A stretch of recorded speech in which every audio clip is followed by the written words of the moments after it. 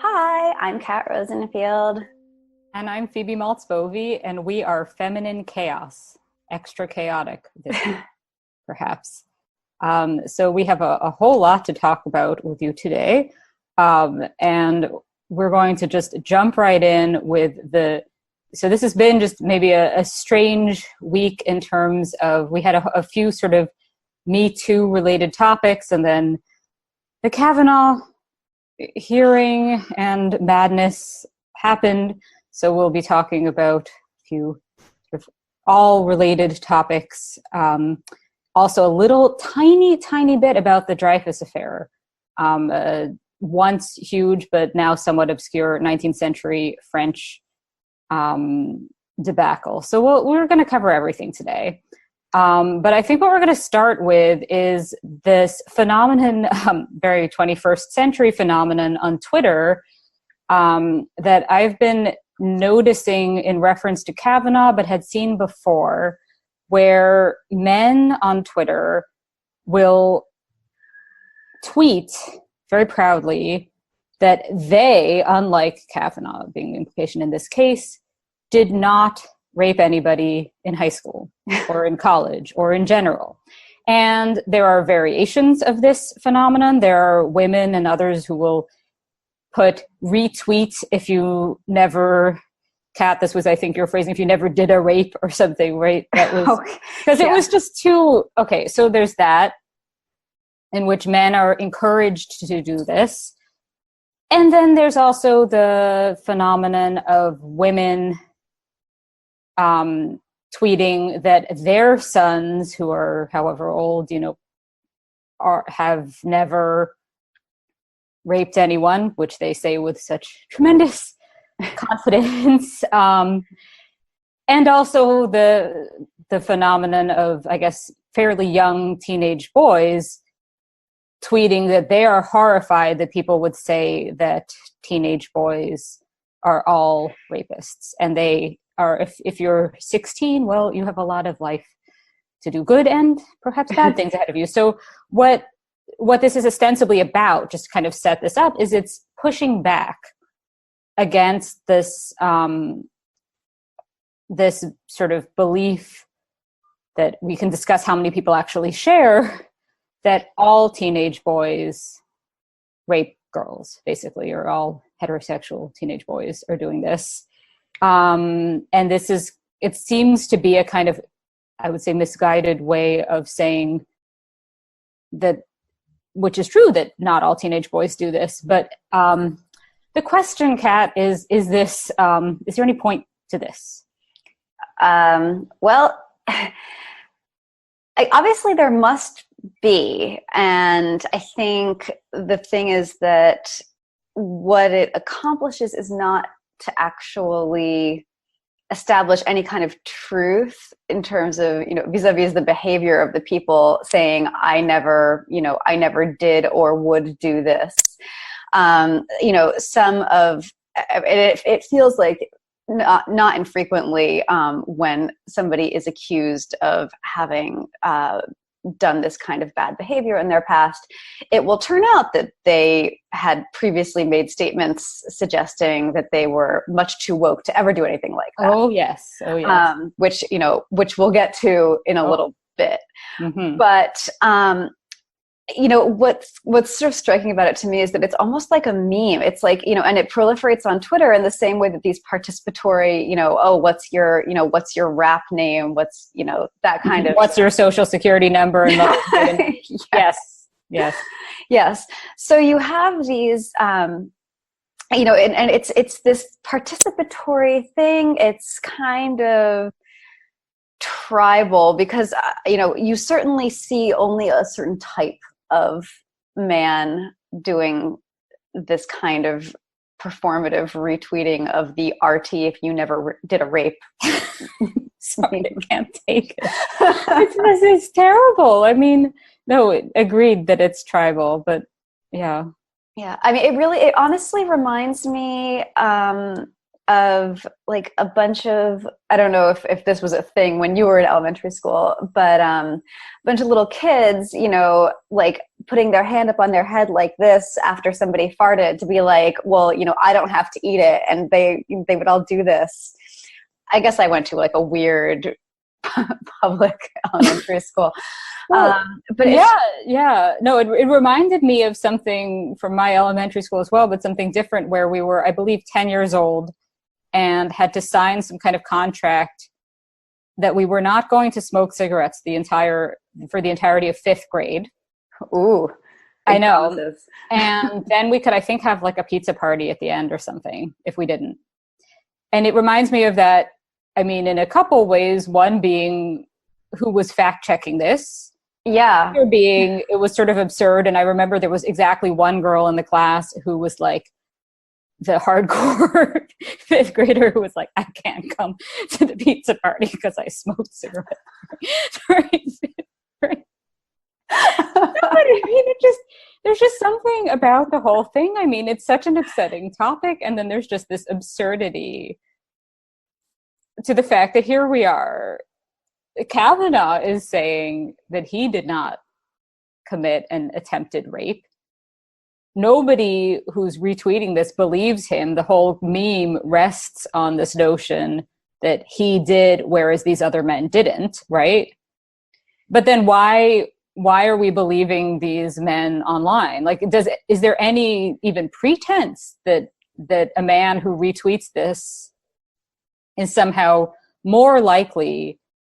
So I would say there's 3 categories of men. I'm going to divide all of men, all of them, every last one on the planet, into 3 categories now. This will work well.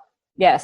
So first, there's the men who just are not participating in these things, either because they're not as online or because they have the good sense to read these things but not share, you know. Then there are the men who are bragging about having done terrible things to women. And then there are the men who are doing these retweets. And I guess what I'm wondering is there any reason to believe a man who retweets that he would never assault somebody or didn't assault somebody is actually less likely to have done so than a man who's simply not participating in this meme? Yeah, I don't know. I mean, we could suggest that the men doing the retweeting protest much too much, you know, having not actually been accused of anything. Like, why are you bringing this up? But actually, you know, when we were talking about what purpose does this serve, I think that it really ultimately has more to do with making fun of the person who is perceived to have done the thing. And in retweeting saying, well, I never did this in high school, it serves mostly to highlight the belief, either tribal or universal or somewhere in between, that the person being mocked through this exercise did do it and shouldn't be believed. Yeah, I think that's probably right about the purpose. I wonder how it persists because it doesn't actually do that. And I guess what I wonder, I see just the sheer numbers of, and for the specifics, my Twitter feed is very much lately about this because I'm fascinated by this topic. So there are a bunch of concrete examples of this. The sheer numbers of retweets and likes these things get suggest, and you know, the favorable replies they get, suggest that people are really taking this at face value and not looking at this, hello, and are not looking at this as, let's say, as cynically as maybe we are, and are really thinking, good for these men. And I guess the most generous way to look at it is, yeah, it's good for men to model the behavior that it's not normal. It's certainly better than modeling the behavior that it is normal to do these things, or that it's boys will be boys or whatever. But keep going. I'm used to there being a fluffy gray animal. I'm going to show mine just so she has a little cameo. There we go. So yeah, I'm used to the phenomenon of fluffy gray animals. But yeah, I think I just wish that this phenomenon would stop, because it drives me up the wall for some reason. It just it makes, I guess what really gets to me is I picture being a woman who was assaulted or just harassed, bothered in some way by one of these men, seeing him having retweeted something like this, and how crummy that would probably feel, and how I just feel such certainty that that's out there. You see that periodically in the replies on one of these. Oh, yeah? You know, when a guy does it, every so often a woman will pop up saying, excuse me, but what about that time that you did this to me, or whatever. And it's usually something, I don't think it's ever been about something as serious as an assault, but it's been more like, you mansplained to me, or, you know, you don't listen to the women in your life, like, don't pretend that you're so much better. Another thing about this is that I think it is a form of pushback against the idea that this is a normal male behavior, which is, I don't know. I mean, obviously the whole boys will be boys thing is an attitude that is in the air, but I don't know if it really exists in the form that people are that people are imagining when they start trying to push back against it. The idea that everyone thinks it's normal for boys to, to attempt to commit sexual assault. I don't think anybody actually believes that. And, certainly nobody is raising their son to believe that it's normal to attempt to rape someone. And if you try to do it, no big deal. You've just joined a club with many, many people in it. I think but you end up with these, because it's a complicated subject, and people try to talk about it in a way that gets at the nuances. It's like, no, most boys haven't attempted to commit rape, but particularly in the 1980s, before a sort of a different model for consent in relationships might have come about, it was considered like a normal version of a normal model for guys to see how far they could get, and to see how far a girl would let them get. And in a world where women's sexuality was expected to be very passive, where they were expected to act as gatekeepers rather than pursuers themselves, it would be easy to say, like, okay, well, this is normal, and you wouldn't be wrong. Whether it's entirely healthy is another question. Well, yeah. I mean, I would say just that I think some people think this, or whether or not they actually think it, who knows? But I think in light of, and this we'll talk about next up, is in light of the whole Kavanaugh story, I think there are people who hear a story like this particular one and will say, well, that's within the realm of normal things boys do. So I think that exists. I guess that my question is more whether it's ubiquitous enough to sort of push back against it as if that's the normal thing people think. And there I have my doubts. I think typically people do not see attempted rape as a normal thing boys do. I think it's a far too common thing that exists in the world, of course. But the notion that every single, I almost wonder if what feeds into this. There's a rapid exit. Keep going. It's okay. I wonder if what feeds into this in part is, in fact, the sort of another Twitter meme of sort of like the whole sort of ban men, every man is guilty, all of this, making fun of the not all men, Like, I think sometimes women, just to vent, and this brings up like the Crazy Ex-Girlfriend song about this, about let's generalize about men. I don't know if I'm not familiar. Well, don't watch that one. It's I'm pretty behind on it, but there's basically a song about how it's sort of making fun of, but also celebrating the sort of down with men bonding that women can do. I don't know. I think men should just, if they're not assaulting women, they should just keep at that. That's good.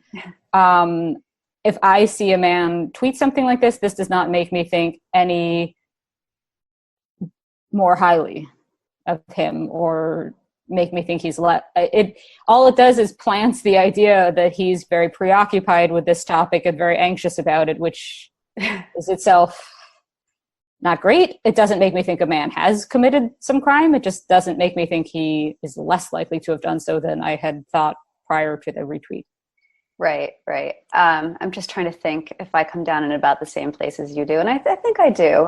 When I see this come across my timeline, I always roll my eyes at it. It's, it's irritating. And I don't necessarily think that the men who do this performative retweeting are more or less likely to actually commit rape. But I do think that they are less capable critical thinkers, I guess, than somebody who didn't automatically retweet the dumb thing. Well, I wonder though, I mean, is it about critical thinking or is there an element of sneakiness to it of like, I don't think I think it probably varies man by man. I think some probably really feel earnestly that they're pushing back against boys will be boys and doing some kind of service. It's true. We should give those men some credit. I think that's some of them. I think some of them though, I mean, they must on some level know, or some of them must on some level know that what they're saying isn't going to be fact checked, basically, is the way to put it. Unless it's meaningless. And it doesn't offer any insurance down the road, against being accused of having done something like this either. It's not like you can point to this tweet saying, but look, I've already said that I never did anything like this. And this might be the transition to our next topic. You could point to a calendar from the 1980s. Say what you were doing on a particular weekend. Yes. Apparently. That's that does make a good segue, and I'm going to just pull up my little timeline of events here as we segue into discussing what was at least the most dominant topic on all of my social media feeds this week, which was the Brett Kavanaugh scandal and hearings. And I'm going to sum this up as best as I can. And I'm just going to interject that I had a very, very hectic Thursday and kind of fell behind on the news cycle starting near the end of Ford's testimony. I had to head out for the day and have not yet caught up as well as I would like. So Kat will consider me a visitor from another planet. That's what I would like. And Kat is going to explain what's happened. I'm going to do my best. I don't think an actual visitor from another planet would be able to comprehend the insanity of what went on. So for the 3 people on Earth who didn't actually keep track of this story over the past couple of weeks, just about 2 weeks ago, right around the time that you and I last talked, this accusation emerged that Brett Kavanaugh, the Supreme Court nominee, was accused of sexually assaulting an acquaintance when he was in high school. And it first came to light in the form of Senator Feinstein saying that she was in possession of a letter. It was very Victorian, I have a letter, indicating that there was this accusation out there. And from there, it all kind of started rolling downhill. More details about the story started to emerge. The press figured out who the accuser was, this woman, Christine Blasey Ford, and started trying to hunt her down. She ended up being outed. She had wanted to stay confidential. So she ended up speaking to the Washington Post.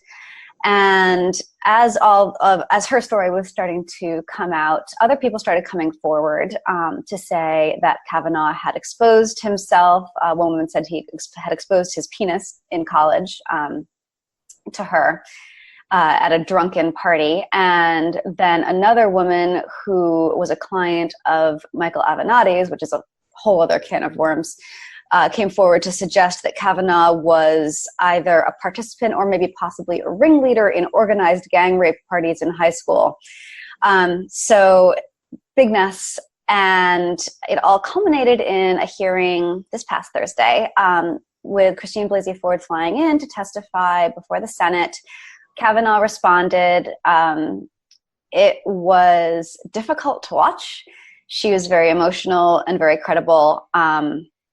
He was furious and fighting back tears and belligerent, and I think the general consensus was that he did not handle his response well, although he may or may not have handled it in the manner that a person who believes he's been falsely accused would naturally. Mm-hmm. So that pretty much sums up the actual events, the hearing, and the participants, and what everybody involved said and did. And it was a difficult spectacle. And then there was the reaction, which was another kind of spectacle, and it was hard to watch for different reasons, particularly online. And I'm trying to think how to describe the kind of the reigning takes. There were a lot of very hot, very bad takes online in the aftermath of the hearings. In fact, conservatives seem to be being pretty quiet about it, and I'm not sure if that's because they correctly perceived that trying to poke holes in Ford's story was going to be a bad look, or if it's just that I don't really follow a lot of conservative voices, and that's not what I was seeing on my feed. On the other hand, left-wing folks on Twitter kind of en masse decided that they were all Perry Mason and all equipped with, phenomenal lie detecting capabilities. And this was when things started to get incredibly stupid, as people like Kathy Griffin started weighing in saying, I'm a poker player and I can tell from Kavanaugh's body language that he's lying. Or, in another vein, there were women saying, well, he reminds me of my angry, abusive ex-boyfriend, so therefore I'm sure that he did it. Okay, so I'm going to defend partially the second, not the poker tells, but not the I can tell he did it because he reminds me of a particular person, and not that level of certainty. But I do think there's a value in sort of the patterns, if that makes sense. The pointing to that things like this do happen.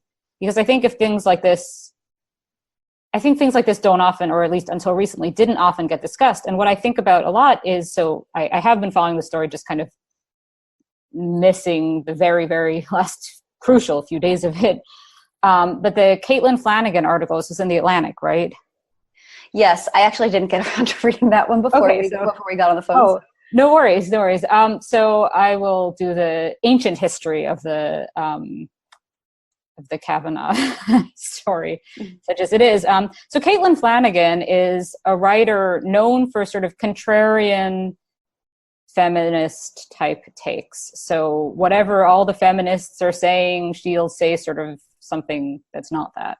But she also has more recently written about fraternities and terrible things that happen at them. And what she wrote about, I don't know if it's most recently, but the thing I'm talking about was basically having been in a situation similar to the one that Ford describes having been in.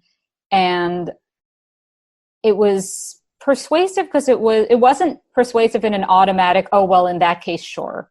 But I think the aggregate of stories like this from women who aren't necessarily the most sort of hyper woke feminist types, to put it mildly, who just say basically, yes, things like this happen. Something like this has happened to me. I think it's a crucial part of the story. I don't think it works as a hot take in the sense of Kavanaugh seems like a frat bro douche, therefore he did it. I don't think that's a meaningful take, even if it might be in my heart of hearts what I'm thinking some of the time. I think it's not valid. It's not really valid. But what is valid, though, is this sort of something like this, can happen, basically, in the aggregate. That's where I would defend that type of take. Yeah. Oh, and I mean the fact that so many women came forward to say something like this happened to me, I think was a big part of why nobody suggested in the aftermath that Ford was lying, which I think there's a sort of a contrast here to something like the Anita Hill hearings, where a lot of doubt was thrown on her credibility. That didn't happen here, which is kind of nice, actually. But I think it's correct to draw a line through that, saying, okay, like on one hand, a lot of women have had experiences like this, and let's, acknowledge the power of that, as opposed to a woman having watched this hearing, seeing Kavanaugh get angry and taking to Twitter saying, he's angry. He reminds me of my angry ex-boyfriend. Therefore he did it. He seems like a, and I mean, just to give due credit to the other argument, which is that if you were on, in front of a board of people, facing accusations of having done something heinous that you either didn't do or genuinely believe you didn't do, which is another facet of this that I want to touch on in a second, that you probably would be really angry and really emotional. Having been once accused of doing something that I did not do, that was something I wouldn't have done, it made me really angry, and I could identify with that idea, that you would be emotional, that you would be argumentative, that you may not handle yourself super well. But the other take on this, and it's a nuanced one, and which is, I guess, one of the reasons why I like it. But it feels correct to me in a way that sort of the villainizing of either side has not. It was argued persuasively by Katie Herzog in The Stranger that it's entirely possible for Ford to be telling the truth about her experience as she perceived it, and for Kavanaugh to not remember it because it wasn't a memorable event for him, because he did not perceive himself at the time as attempting to rape somebody. It was just being drunk, messing around. He doesn't recall it as a particularly interesting or traumatic or otherwise memorable moment in his life, which is a whole other kind of disturbing, that a guy could do something like this in his youth to a girl and genuinely not remember it because it just wasn't that big of a deal to him. Yeah, I mean, what I really liked about Katie's article was that she points out that that's itself the problem, right? Like that if it was no big deal for him to have done that, that's not an excuse. That's its own thing. I guess what I wonder though is, so I've been trying to catch up, and from what it seems like from his testimony, it seems as if he's adamant that this party never took place, and he's swearing he was hanging out with other people that night. Which I guess that's not quite. Was that not it? No, I mean, he brought out his calendars, showing himself as being very busy throughout the summer, doing a lot of traveling, doing a lot of sports, to suggest that it was unlikely that he would have been at this party. That he doesn't. He, as far as he is concerned, has never met Ford. Has never been at a party with her. Okay, so then that would be consistent then with that it just could have happened and not registered for him. Right. And I mean, nobody else who's been identified as having been at the party, including Ford's friend, remembers it. Again, because it probably wasn't a memorable event for them the way it was for her. Yeah, I guess I will be how to put this? I guess, so I have a couple thoughts about this whole thing, which is in terms of like the case itself, and then sort of like stepping back and sort of what to make of all of it. I guess what I find most credible about the story, and about Ford's testimony, is this notion that if you have some horrible experience in the past with a guy, and then it's decades later and you don't want to think about it, but then he's suddenly on the cusp of having humongous amounts of power, that you would then choose that moment to speak up seems so, like, I could imagine being in that situation very easily. And I could imagine, and even though it's a case where I did in fact speak up at the time, but it was a less aware time, so nothing came of it. I could totally see that. And that the fact that she hadn't all along been kind of talking about this, writing personal essays about it, you know what I mean? That did not, I feel like the fact that she had wanted to just kind of keep the whole thing quiet and not think about it, I found just rang true. That aspect really of it rang true, that she seemed to be very reluctantly coming forward, which it seemed, and it also, that combined with the fact that what she is accusing him of, if she were really there to just torpedo his prospects and it was really some sort of political thing, why wouldn't she just say rape? Why would she say this thing that is admittedly strange? It's not strange, it's just not so definitive as if it would be rape. It's terrible and it's definitely assault, but why would she stop before actually saying that, So that's where I think just like these details, because I don't think it works to say automatically that to believe all accusers automatically at all times. I think obviously everybody seems to be maybe slowly, I don't want to say everybody, but you have to listen to stories, and whatever your bias is towards, my bias would be towards believing, but I listen critically in this. Yeah, that's sort of where I come down. But yeah, I don't know. I would just say that your take is actually, I haven't seen anybody suggesting otherwise. I suppose maybe in cynical corners of Twitter that I don't frequent, where people have the inscrutable red X next to their name.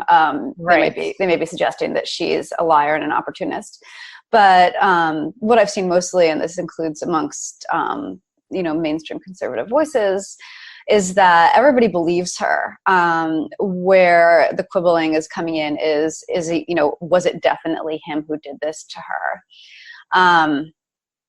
Or was it definitely, did he definitely perceive it the same way as she did? But would he need to have perceived it the same way? I think the question, I think whether it's him or not is, I'm not doubting this particularly, but that to me seems the relevant question, not whether he felt it was a big deal or not, because I think that's where I think if he didn't see it as a big deal, and to this day doesn't see why this would have been a big deal, that's where the question of, I think what people can get kind of sidetracked on is, does having a blemish in your past, even a really bad one, mean you can't have a productive career? And the answer ideally is no, but that's not what this is about. This is about having a blemish in your past and how you then respond about it. And I guess if it's just to sort of deny it and to, use your children kind of in the testimony as a shield, saying that it made his children sad that he was accused. I don't know. I think it's more his response in a way almost but it's tricky. It's tricky. And then sorry, did you have more on this part of it? I don't think so. I think it's quite messy. And the big takeaway for me was not that I feel I definitely know what did or didn't happen. And I am mostly annoyed at people who seem to be claiming that they magically do know, when I don't think anybody can know for sure, except for the people who were there. But the thing that struck me about this was less the details of the accusation, and less Kavanaugh's reaction to it and Ford's reaction to it, but rather the way everybody else reacted and how badly it's been handled by literally everybody. It seems to have illuminated some real brokenness in our system, in the way that we talk to people on the other side of the political aisle. The tone of the discourse surrounding this has been so snarly. People just, I don't know. It's been depressing. It's been depressing to watch. Mm-hmm.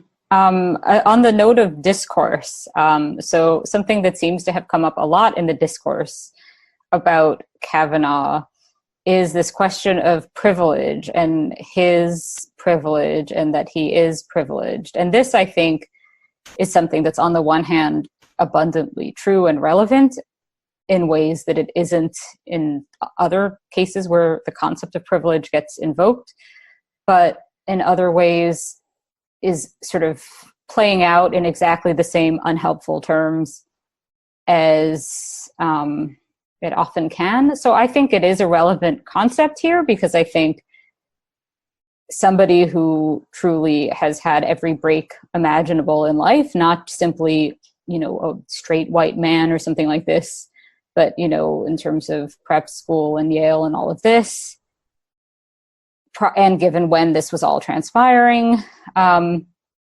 probably really has had a very different experience of what he is allowed to do than somebody else. And even just in terms of talking about the testimony itself, a lot of people have been saying online that, like, if they went to something like this and talked about how much they loved beer, they would be like, they wouldn't have a shot. They would be considered unemployable. And here's somebody who can keep sort of talking about beer and potentially be on the Supreme Court.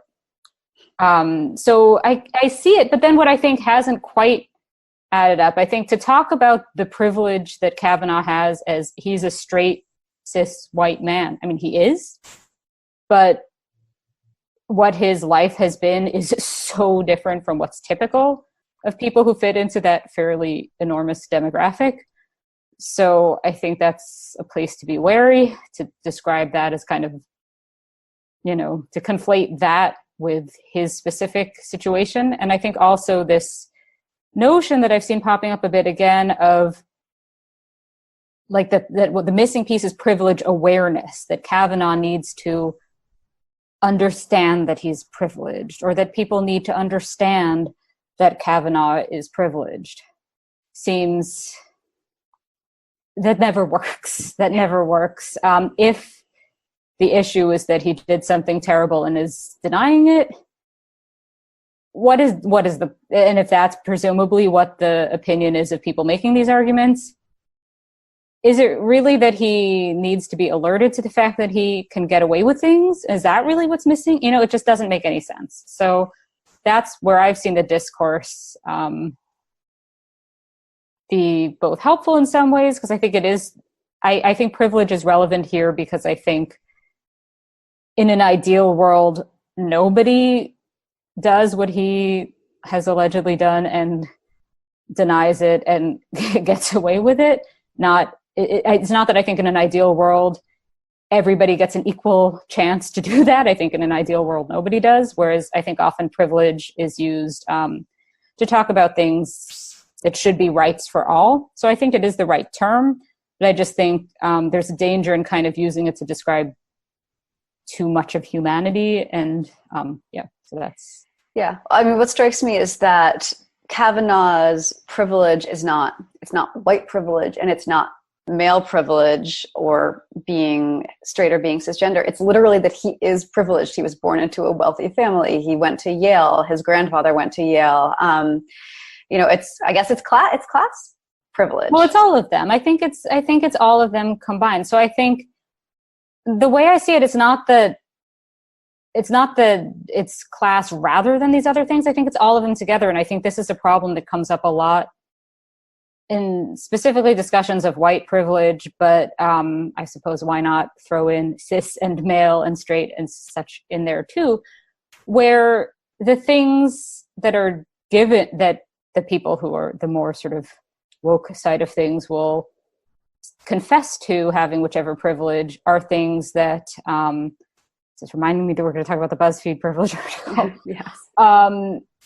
That, yeah, that it's like not really about, it's all these things working in conjunction, but it's not on its own any one of them. And that to say that basically having a certain life is how it goes for white people in America is, it ends up just alienating the millions of white people in America who do not relate to that, because that's not their lives. I mean, I would push back on the idea that it's that, you know, we need to quantify this as white male straight cisgendered privilege when you know, those are not the, I don't think they're the defining factors. I mean, it's not as though Kavanaugh's life is representative in any way of the average white straight male cisgendered person. Well, no, certainly not. But I think that his gender and such do play into it in terms of, if you think about him versus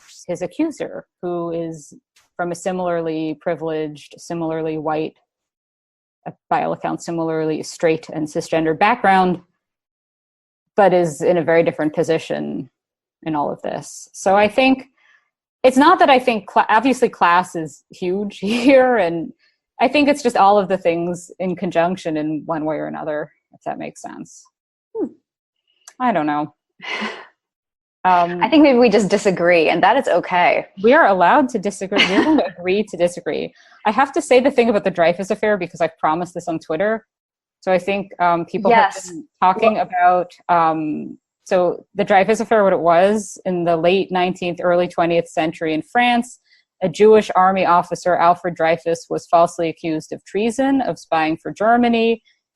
This case was brought to the public's attention by Émile Zola, or Zola if you prefer, the novelist and intellectual, who wrote famously this article, J'accuse, or I accuse, taking Dreyfus's side, protesting for Dreyfus's innocence. This split French public opinion between kind of like the left and the right, basically, to sort of simplify. And to this day, whenever anything comes up, certainly not just in France, whenever anybody is either possibly falsely accused of something, and whenever public opinion splits, people start talking, and it's a way to sound very sort of learned, to say, it's just like the Dreyfus Affair. And people are like, what's the Dreyfus Affair? Well, you see here. And actually, you could probably read some books about it. By just a fluke, this is the weird subtopic I became obsessed with in college, and spent some of grad school researching, because I just found this really an interesting topic. But what I think people are saying about this, and this is just in terms of Me Too in general, and also there's a new movie by Roman Polanski, of all people, about the Dreyfus Affair, which, according to a Guardian article, has caused furor on social media, but it didn't seem to have caused that much furor on social media. But in any case, the way it tends to get brought up these days is both in terms of the possibility of a man, possibly a Jewish man in some cases, although clearly not in this Kavanaugh case, being falsely accused of something Me Too-ish, or in terms of this notion of the split of public opinion. And I guess I would say that there's a third and perhaps most relevant way that the Dreyfus Affair is relevant in all of these cases, which is that a sort of less discussed facet of it is that basically the anti-Dreyfus side, so the right-wing side that believed Dreyfus should stay in prison, and exiled and in prison, it wasn't that they necessarily thought he was guilty. It wasn't that they didn't believe the increasingly very concrete proof of Dreyfus's innocence. It was that they thought it was more important to the whole menagerie is here. Oh, that's great. That they thought it was more important to like preserve the reputation of the army and to keep France sort of, not really officially, but a Catholic country in all of this, so that there was something bigger than the truth that they wanted to preserve. So that's where I think Dreyfus fits into this. And that's the Dreyfus segue that all of you, every last one of you, has been sitting at home waiting for. I was waiting for it. I had not heard of the Dreyfus Affair, or I guess I'd heard it referenced in a sort of a lofty intellectual way that made me too nervous to ask what it was. Well, it's a thing, and it's credited or blamed for or whatever, being the reason there's the state of Israel. So it's also controversial for that reason because of reasons that I am not going to digress into. But if you tweet at me asking to talk about the Dreyfus Affair and Zionism, there's a non-zero chance I'll respond with interest, but I might be too busy. Well, I did. I read a piece in the American Conservative, I guess it was, of all places, discussing the comparisons between the Kavanaugh situation and the Dreyfus Affair. And what was interesting to me was that in this case, you have the political right perceiving themselves as the victims in this situation. Yes. And that is, it's one of those things that always makes me kind of go, like, seriously. But at the same time, there is a certain amount of, and it sort of ties back into the privilege question, where there's a sense that it's, whether accurate or not, there's a sense amongst a certain aggrieved portion of the population who's growing more resentful that it's become open season on, straight old white men. And that when you have conservative writers making these comparisons, bark, bark, that they are perceiving themselves as, the victims of persecution, and, in a way that, in the same way that I guess Dreyfus was, a victim of persecution in part because he was Jewish. Well, yeah, and he was also, this is actually, oh boy, this could be such a sinkhole, so I'm going to try to make this brief. In looking back on it, especially looking back on it today with World War II, something we all know happened, you know what I mean? Looking back on it now, you think, okay, well, Dreyfus, French Jew in the 19th century, surely the oppressed party, surely people just got that. But that was not the case in late 19th century France. He was, in fact, from a well-to-do family. And initially, socialists were resistant to taking up his cause because they were saying, why are we going to take the cause of this privileged army officer, this bourgeois?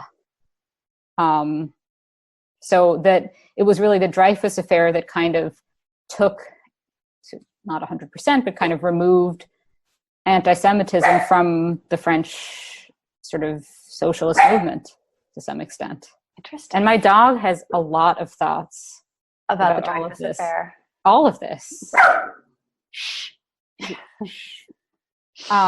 Yes. So I think maybe we skip the BuzzFeed privilege article unless you have thoughts on BuzzFeed and privilege.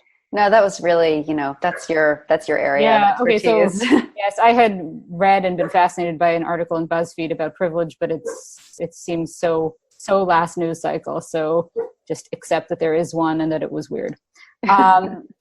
So then I guess just we'll maybe briefly at this point discuss the male feminists. So Kavanaugh, not he claims to be a great ally of women, and I do think this is relevant to some of how things have played out. The fact that he has made all these points in his testimony and just generally that he is a real supporter of women, because I think then that sets him up for the charge of hypocrisy. But I think it's fair to say he's not part of the woke male ally community online. Right. I mean, I will say just about Kavanaugh that when he says that he's been a champion of women, he's pointing to actual accomplishments over the course of his life, having, hired and promoted and supported women in a professional capacity. And to the basketball coaching. Right. Well. That too. But that puts him in an interesting contrast to men who spend a lot of time talking the talk, but don't necessarily walk the walk. Right. I mean, I think Kavanaugh, what he's pointing to is it's not necessarily material in terms of what he did or didn't do in specifics, but it's certainly, he can point to things beyond the like virtue signaling, basically, in that regard. Yes. He didn't just retweet the retweet if you never did a rape tweet. Oh boy. And if you, so there have been a couple of cases recently and not so recently of male feminists who stand accused of things that fall quite short, in fact, often of what Kavanaugh stands accused of. But because they identify as male feminists and have this history of having perhaps virtue signaled or built entire careers of seeming virtuous online, relatively minor offenses get kind of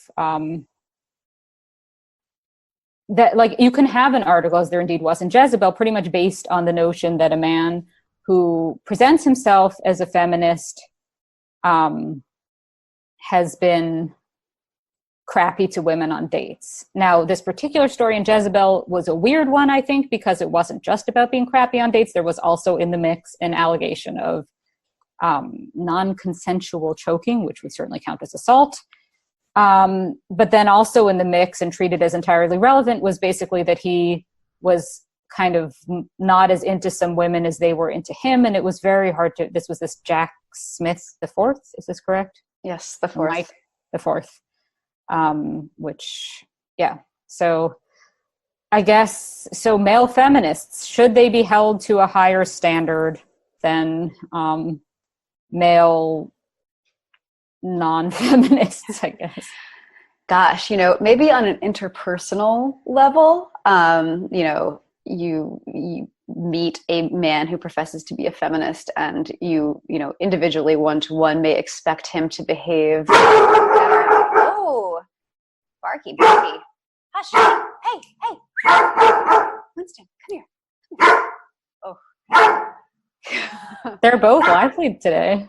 Yeah, there's a human being outside working on his car, and I don't think that's allowed.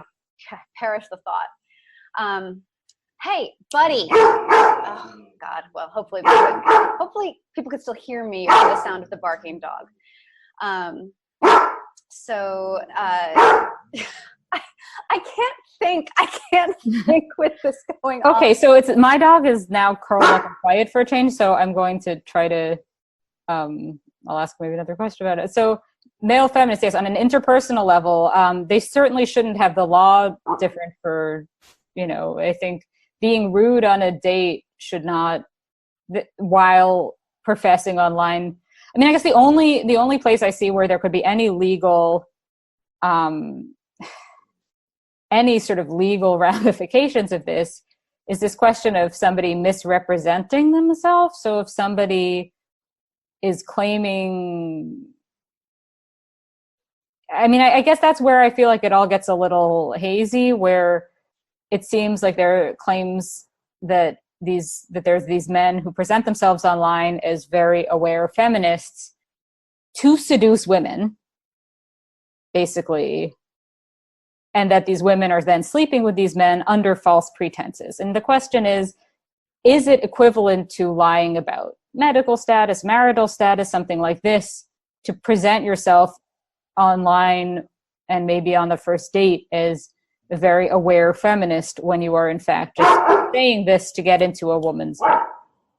I guess to me this seems a dangerous road to go down, because I think people, is it really deceit on the same level? I don't know. That's where I think it's a little hazy. Yeah, well, I mean, once you start down that road, who hasn't presented a better version of themselves on a first date than the person they actually were, even if it's not lying? And this is an interesting question, because were these men, the man who claims to have a very woke feminist perspective, is he actually lying about that, or does he just contain multitudes, and despite having this perspective, he's still capable of treating women poorly on an individual basis? Exactly. I think that's where some of these things can kind of fall apart, is this implication of intent. I think it's very hard to demonstrate that a man isn't simply flawed, trying to be the best feminist he can, but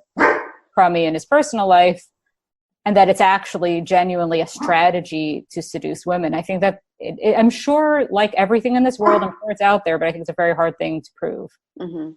I will say that I was very frustrated by the Jezebel article, particularly for a number of reasons. The first one being that I don't think it's newsworthy. I think it's opening some really problematic doors to make a private citizen's dating life into a report, to do a report on it, and to do this kind of expose style thing where it's treated like it's a big thing that everybody should want to read. I've been thinking, and I mean, I feel like I know the answer to this question, but about what would happen if a men's website published a similar takedown of a prominent feminist woman online, saying, well, this is who she presents herself as on Twitter and in her writing, but here are 5 of her ex-boyfriends to talk about what a terrible person she is. I think that would be like roundly denounced as rank misogyny, and that there would be a good point to the denunciations. Yeah, I think that makes sense. I think this question of newsworthiness is really key, because I think the piece that this sort of brings up, and even in the Jezebel piece this is brought up, is the Aziz Ansari Babe.net piece about how he was pushy on a date. The comedian and performer, the actor Aziz Ansari. Yeah. This is somebody much more obscure who I'd certainly never heard of, and I've read my share of nonsense on the internet. I had never heard of this man before. I think that so I guess where I come away from this is thinking there is a value in being able to talk about, and this brings us sort of full circle to our first topic with this retweet, if you did not do a rape meme. But I think there's value in talking about the fact that people are not necessarily how they present themselves online, especially in light of the fact that while that may seem obvious to us as we're talking about it, a lot of people seem to miss that memo. So I think there is value in remembering this.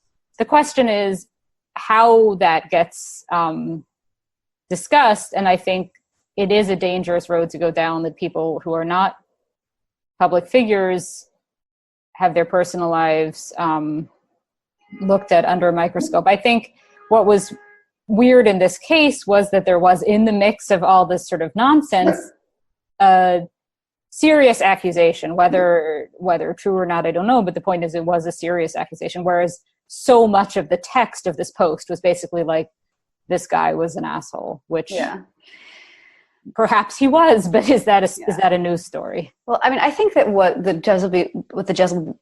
Jezebel piece was attempting to do, and they as much as said so explicitly in this incredibly lengthy preamble, explaining why it wasn't inappropriate to be discussing this, was to take something like an accusation of non-consensual choking and then lump it in with all of these other accusations of essentially having been a liar or been rude or been overbearing, with the idea that these more frivolous offenses would be taken more seriously and considered as part of the Me Too movement. We need to talk about this stuff also, and we need to treat it as seriously as we do allegations of sexual assault and rape.